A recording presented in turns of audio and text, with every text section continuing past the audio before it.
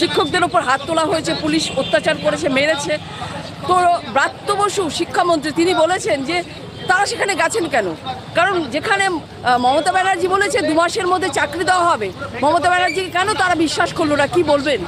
ব্রাত্য বসু আমাদের রাজ্যের মাননীয় শিক্ষামন্ত্রী, পদটাকে আমরা সম্মান করি। কিন্তু এর আগে একটি ভিডিও ভাইরাল হয়েছে যে ব্রাত্য বসু বলছেন তিনি আমার ক্যাডার, আমার দলীয় ক্যাডার, তাকে আমি চাকরি দেবো না, কাকে দেব, এই কথা যে শিক্ষামন্ত্রী বলেছেন, তিনি কালকে নির্লজ্জভাবে এই ন্যাক্কারজনক ঘটনার সমর্থন করেছেন। যোগ্য শিক্ষকরা সেখানে তারা মর্যাদার জন্য গেছেন, তাদের অধিকারের জন্য গেছেন, কিন্তু ব্রাত্যবাবু শিক্ষামন্ত্রী হয়ে সেই অধিকারকে তৎক্ষণাৎ ন্যাক্কারজনকভাবে অস্বীকার করছেন।